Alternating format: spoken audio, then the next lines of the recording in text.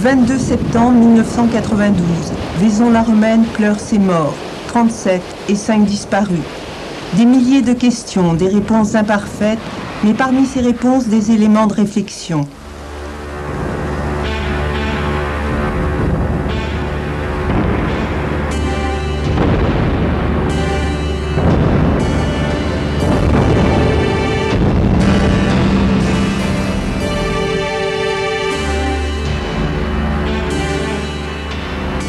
Ici, nous sommes à Météo France Marignane, auteur du bulletin météo spécial, prévisionniste et chef de centre, nous raconte. Ce que nous voyons, en fait, c'est une image du radar. Alors, un radar, ça donne des quantités de précipitations instantanées sur une zone géographique qui correspond à peu près à la région sud-est. Ici, on reconnaît le golfe du Lion, ici, le département des Bouches-du-Rhône, et là, le Vaucluse, donc avec le Mont Ventoux qui est en rouge, en fait, qui est un écho de relief, qui ne correspond donc pas à des précipitations. Vaison-la-Romaine est un petit peu à gauche, situé à peu près ici. Donc il est midi lorsque de nouvelles cellules en fait, orageuses se développent sur le nord des Bouches-du-Rhône. Ces cellules orageuses vont prendre de l'extension et vont aborder Vaison-la-Romaine, il est 12h15, et là, disons, elles vont stationner, elles vont se générer sur place, et donc il y a carrément des orages qui vont passer sur Vaison-la-Romaine et sur le bassin versant de l'Ouvèze pendant un temps qui est très long, parce qu'en fait ça va durer 3 heures. Donc là je vous montre l'animation, ce que ça donne. On voit donc qu'il y en a toujours des échos forts sur le bassin versant de l'Ouvèze et sur Vaison-la-Romaine. Et il faut attendre 15 heures. On a encore quelques précipitations donc, sur le bassin versant. Et il faut attendre donc qu'il soit 15h30 pour que finalement toute la perturbation orageuse soit évacuée et gagner donc, les départements des Alpes de Haute-Provence et du Var. Eh bien, le bulletin alarme, on avait des critères qui nous permettaient de penser que les précipitations seraient importantes pour le lendemain, mais pas ce qu'elles ont été exactement, puisqu'on n'avait pas tout à fait tous les critères à ce moment-là pour en décider. Ça n'est que le lendemain matin que le prévisionniste de service s'est rendu compte qu'effectivement tout convergeait pour prévoir des précipitations très très importantes. Ils ont décidé le lundi soir de faire un bulletin alarme, c'est-à-dire un bulletin alerte au risque météorologique exceptionnel, destiné essentiellement à la direction de la sécurité civile et aux autorités, donc préfets en particulier, des départements, des zones concernées. Ce bulletin a été émis lundi soir.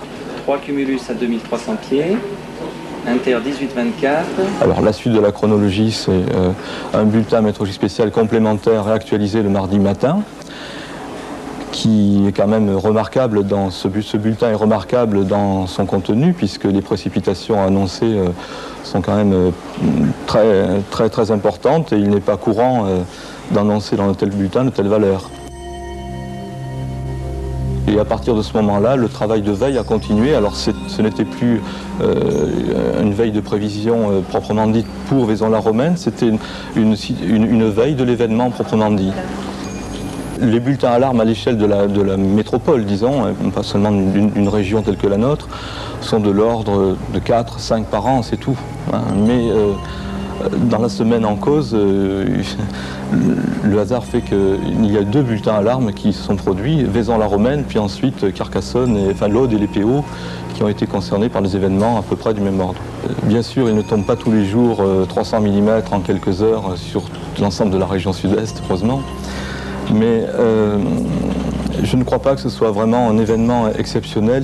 Si l'on prend uniquement la période du 3 octobre 88, donc de Nîmes au 22 septembre 92 pour Vaison, on doit décompter environ 6 ou 7 événements à peu près du même ordre pour la seule région sud-est. En cette saison, les précipitations sont fréquentes sur tout l'arc méditerranéen.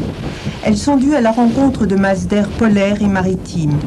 En 3 ou 4 heures, il est tombé dans le sud de la Drôme et le Vaucluse environ 100 millions de mètres cubes d'eau sur 200 km².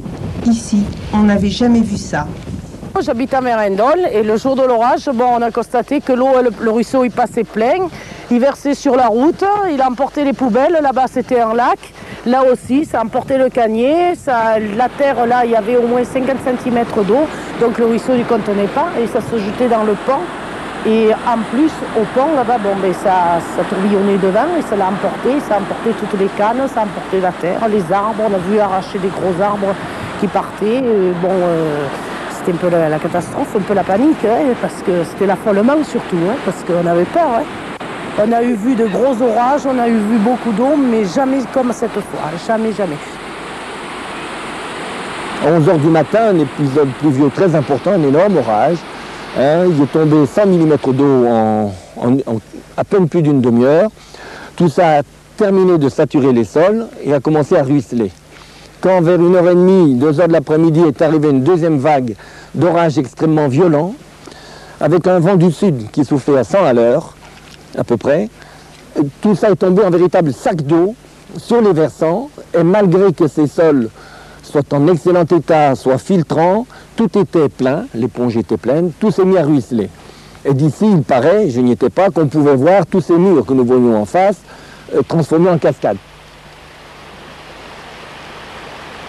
On s'aperçoit qu'il y a eu énormément d'eau qui est passée par-dessus le pont, avec probablement des embâcles et des débâcles. Donc des embâcles, c'est-à-dire un bouchon dû à différents obstacles qui obstruent le passage de l'eau au niveau du pont. Il y a un affouillement, des tourbillons, qui provoquent donc une reprise des matériaux en sous-œuvre et donc un basculement de la pile du pont qui entraîne donc également le basculement de la chaussée au-dessus. Il y a eu des embâcles. Je crois qu'à l'avenir, il faut tout faire pour éviter que ça se reproduise, c'est-à-dire nettoyer le lit mineur, enlever les arbres fragiles le long du lit, maintenir ouvert le plus possible le passage sous les ponts. Il est important de continuer à entretenir le territoire de la même manière et surtout entretenir en bon état les passages de l'eau dans la rivière. Au siècle dernier, après d'énormes inondations dans le bassin de la Loire, du Rhône, de la Garonne, l'État entreprend de reboiser les montagnes. Aujourd'hui, sur 550 000 hectares périmétrés, 380 000 ont été reboisés, dont 7 500 dans le bassin versant amont de l'Ouvèze. Mais il y a aussi les forêts naturelles, on y trouve des pins d'Alep, des saules, des aunes, des peupliers. Comme les forêts replantées, la forêt naturelle renforce la lutte contre l'érosion. Nous sommes dans une partie de forêt tout à fait naturelle où on trouve la végétation méditerranéenne traditionnelle qui a remarquablement joué son rôle et qui a très bien tenu les sols. Vous pouvez remarquer que tous ces versants ne portent pas de traces marquées d'érosion, de rigole, malgré, je dis bien, le déluge qui a pu tomber. Le boisement a un effet, j'allais dire, au moins double, sinon triple, par rapport pour la lutte contre l'érosion. La violence de la pluie est atténuée par la cime des arbres, par les feuilles, et les gouttes d'eau qui, quand elles tombent sur le sol nu, provoquent un impact violent qui emmène les matériaux. L'eau est arrêtée par la cime des arbres et ruisselle doucement jusqu'au sol.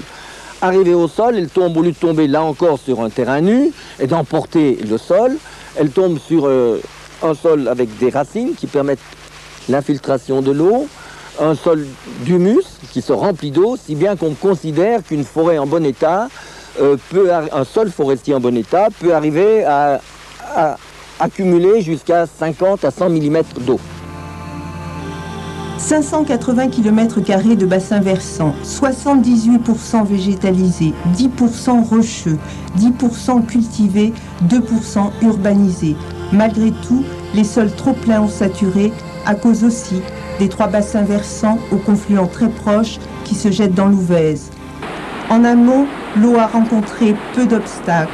En revanche, en aval, l'étranglement du pont romain a freiné l'écoulement. Mais contrairement aux idées reçues, il n'y a pas eu de lame d'eau qui aurait descendu la vallée.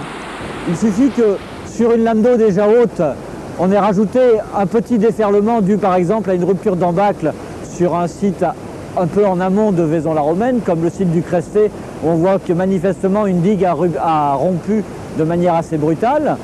On peut expliquer ainsi qu'il y a eu une propagation d'ondes de crue de quelques dizaines de centimètres au-dessus d'un niveau d'eau déjà très très haut et que ça ait frappé l'imagination au point qu'on en soit venu à parler d'une lame d'eau de 17 mètres de haut.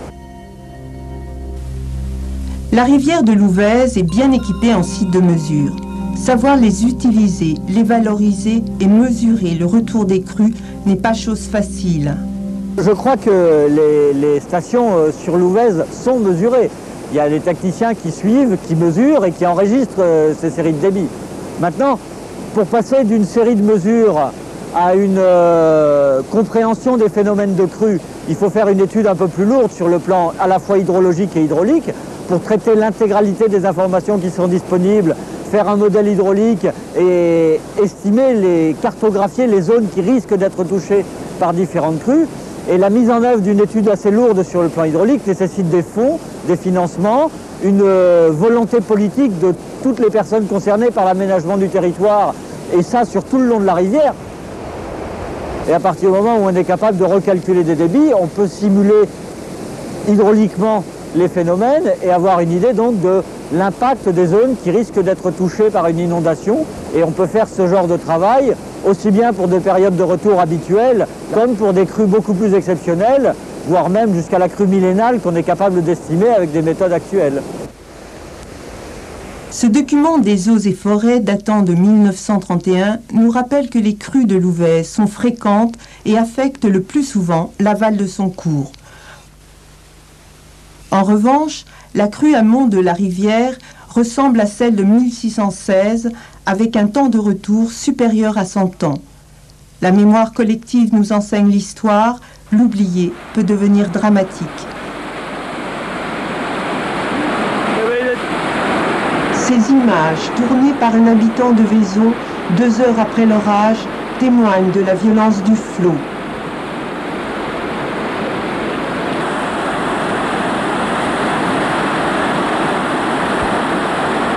L'Ouvèze sort de son lit, elle devient folle. Cette rivière qui en temps ordinaire se traverse à pied à certains endroits. La puissance du flot emporte tout sur son passage. Voitures, citernes, digues de pierre ou de béton, arbres, routes, supermarchés, maisons.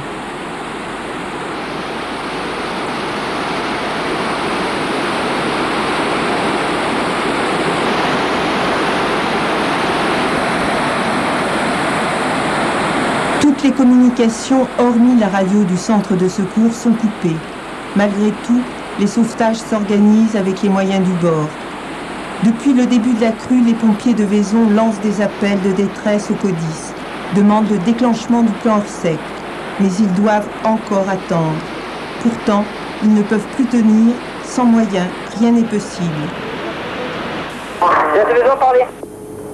CODIS 84 de Merlin-Vaison, je confirme la situation extrêmement catastrophique. Actuellement, une famille est isolée sur le toit de la maison. Nous n'avons aucune possibilité de pouvoir récupérer ces gens-là. Et elle est à proximité de l'Ouvèze et l'Ouvèze menace soit d'emporter la maison ou soit de submerger carrément la maison. Je répète, situation d'extrême urgence. Je demande détachement par cercle ou par rouge, on ne peut plus tenir. De nombreuses personnes sont en difficulté. L'eau boueuse s'engouffre dans la ville, rejaillit par les fenêtres. Non, le pont a résisté, le pont a résisté. Oh là là, regarde, ça s'est écroulé. Oh, la citerne va casser le pont. C'est pas possible. Oh là là, il faut voir ça.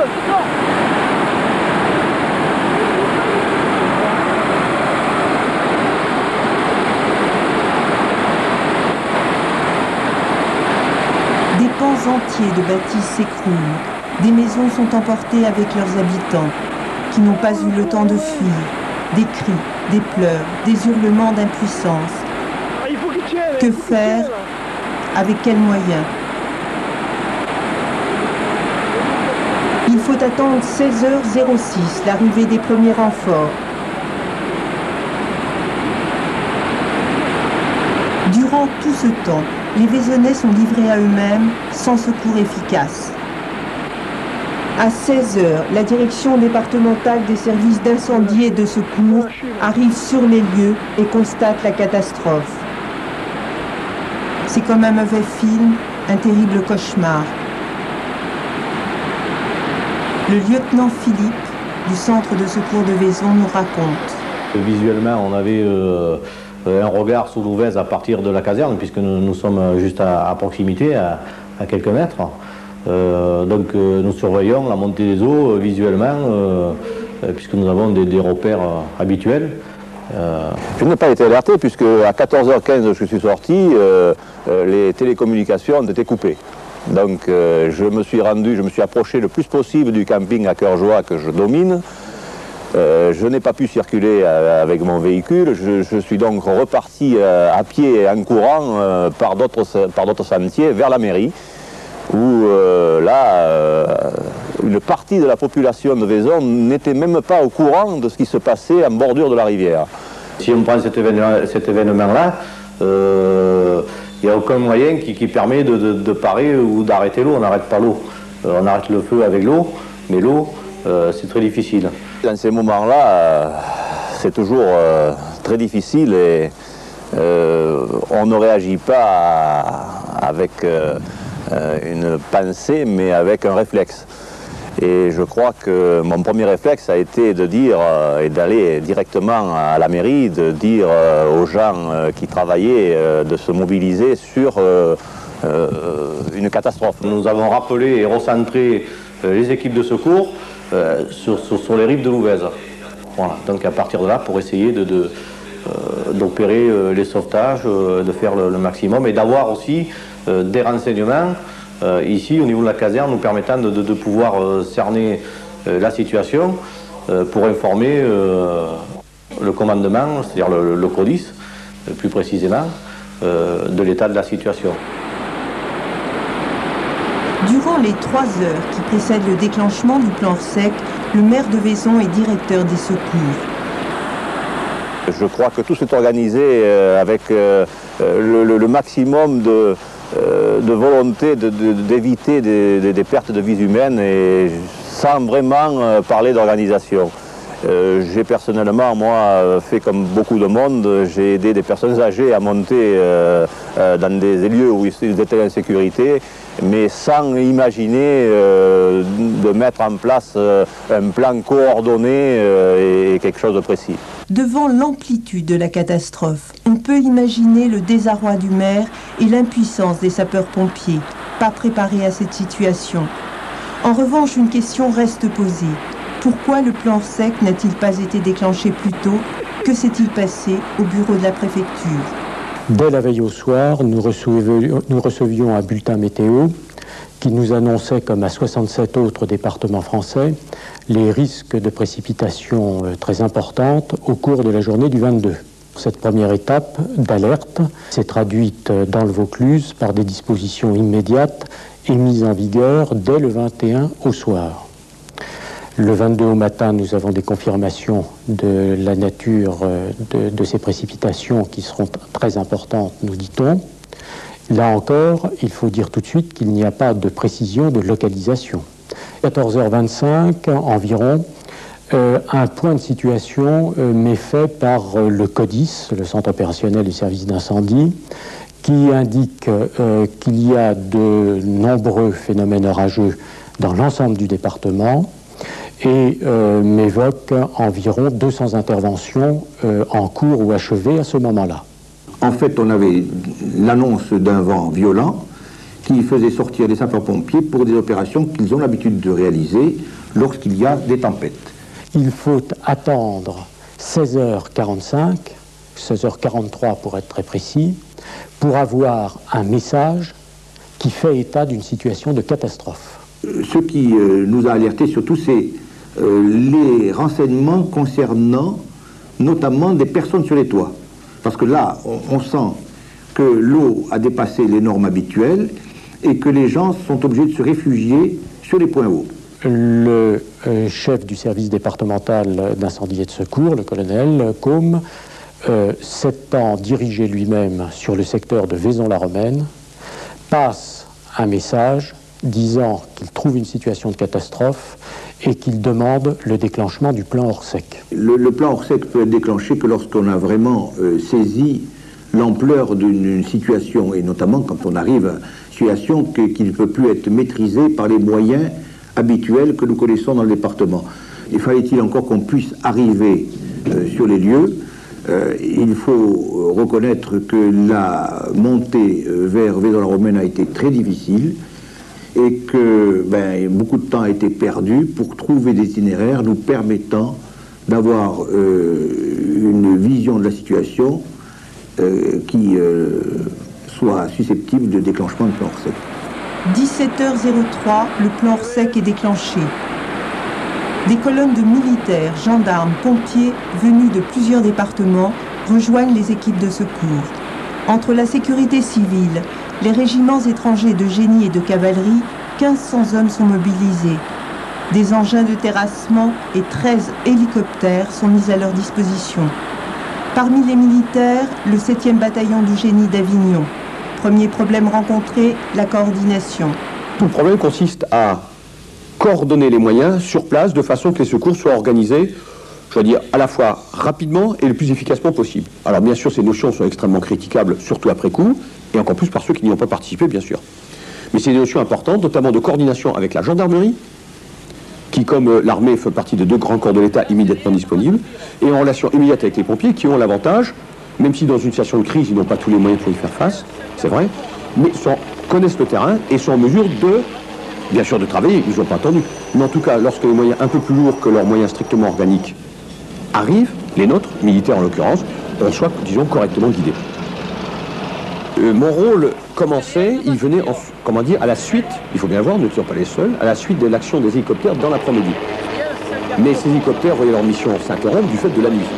Donc il fallait obligatoirement, de jour comme de nuit, mais là nous étions de nuit, avoir des moyens au sol, ou aquatique, sans en faire de jeu de mots, pour intervenir au profit de ces personnes. Vu l'ampleur des dégâts, notamment au camping et à l'ensemble immobilier de Théos, ce qui est presque un petit peu surprenant et peut-être même un peu extraordinaire, c'est qu'on retrouvait là une mission de guerre qui s'appelle chez nous ouverture d'itinéraire. C'est-à-dire un itinéraire est obstrué, il faut l'ouvrir de façon que nos colonnes véhicules puissent passer. J'ai eu quand même, je dis pas un moment de doute, mais presque, en disant mais comment va-t-on faire? Bon, là peut-être, je veux dire, l'expérience militaire ou peut-être une certaine forme de raisonnement permettait de... Ce doute n'a duré que peu d'instants, je n'étais pas là pour douter trop longtemps. Mais c'est sûr qu'on était pris par l'immensité du désarroi des populations et puis surtout l'immensité des dégâts. Durant les 13 jours du plan Orsec, 800 gendarmes sont mobilisés. Notre mission à nous consiste à faciliter l'arrivée des secours. Il faut se souvenir qu'à Vaison-la-Romaine, il ne subsistait plus qu'un seul pont, le pont romain qui permettait de passer d'une rive à l'autre. Et très vite, une deuxième mission est apparue, c'est une mission d'ordre judiciaire, puisque les premiers corps ont été découverts et il incombait à la gendarmerie d'identifier ces corps. Durant tout le plan Orsec, nous avons maintenu un dispositif très lourd de surveillance, de contrôle jour et nuit de toutes ces zones sinistrées pour éviter toute tentative de pillage. Et la crainte de la population était de se voir abandonnée par les services de l'État. C'était la crainte de voir les sapeurs-pompiers, de voir les militaires des 3 armées, de voir les gendarmes quitter les lieux sinistrés et de se retrouver abandonnés à eux-mêmes. Donc c'est une dimension qui a été prise en compte par le préfet de Vaucluse et nous avons baissé le dispositif que progressivement au cours des jours qui suivaient la levée du plan Orsec. Les dégâts matériels sont considérables, 2 campings dévastés, une trentaine de maisons emportées par les flots et d'innombrables autres bâtiments commerciaux et industriels gravement endommagés, voire même détruits. Pourtant, l'autorisation de construire ces lotissements avait obtenu l'aval de la mairie, responsable de l'établissement du plan d'occupation des sols, et celui de la préfecture, chargé de contrôler son bien fondé. Je pense qu'il était de notoriété que ces zones-là n'étaient pas à risque. Au jour d'aujourd'hui, avec ce que l'on a connu, bien sûr, c'est très facile de dire on aurait pu prévoir. Mais moi, je ne suis pas d'accord sur cette affirmation. Je dis que s'il faut chaque fois qu'une décision d'élu doit être prise, remonter 10 siècles en arrière, c'est vrai qu'on n'a pas la mémoire de ces choses-là. Il y a besoin de reconsidérer à l'expérience la constructibilité à ces endroits, nul doute. Dire qu'il y avait une prévision certaine possible avant devant entraîner une inconstructibilité, Je crois que l'expérience visible sur le terrain de 4 siècles et même plus ancienne montre que nous n'en avions pas les données. Et comme le stipule le rapport Bourges, le risque d'inondation n'a jamais été pris en compte dans la zone ouest du pont romain, ni dans les études hydrauliques, ni dans l'élaboration du plan d'occupation des sols. Toujours selon le rapport Bourges, ce plan d'occupation des sols reconnaît la zone est du pont romain comme seule zone inondable. Étonnant quand on sait que dans la zone ouest, 77 maisons y sont construites. Pourtant, elle n'est pas reconnue comme zone à risque. Les conclusions de la procédure consécutive aux inondations du Grand Bornand de juillet 87 ne s'appliquent pas au camping de Vaison. En conclusion, le rapport Bourges stipule que la crue de référence retenue pour les modifications du plan d'occupation des sols est la crue centenale de 1951, inférieure à celle de 92. Reste une question fondamentale. Peut-on tirer des enseignements du déluge qui s'est abattu sur le Vaucluse? Un drame comme celui de Vaison-la-Romaine n'est pas une fatalité. Certes, on ne peut pas retenir les éléments naturels lorsqu'ils sont déchaînés. Mais on peut limiter les dégâts et surtout le nombre de victimes. Pour cela, il faut connaître les risques. À partir de cette connaissance, 2 objectifs doivent être poursuivis. Le premier est de ne pas occuper, pour la résidence ou le travail, les terrains les plus exposés. Le second consiste à se doter sur le plan local des moyens d'évacuer une population lorsque la menace est imminente. La sécurité civile, c'est une chaîne d'actions complémentaires et solidaires entre l'État et les collectivités locales. La prise en compte des risques sur le plan communal et la mise en œuvre d'une préorganisation de crise sont les conditions pour que de tels drames ne se renouvellent pas.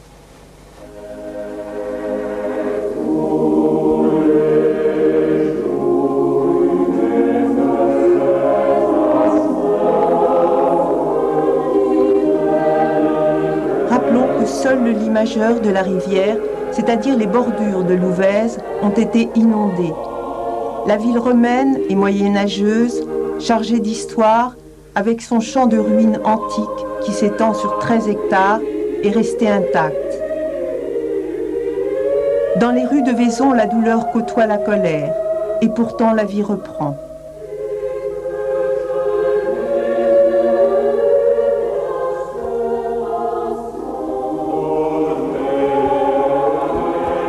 Vaison est avant tout une ville de patrimoine archéologique, historique, musical, avec son festival de Coralie à cœur joie qui cet été se produira dans le théâtre romain.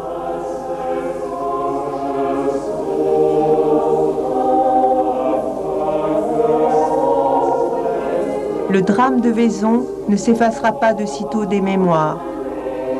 Ici, on n'oubliera jamais.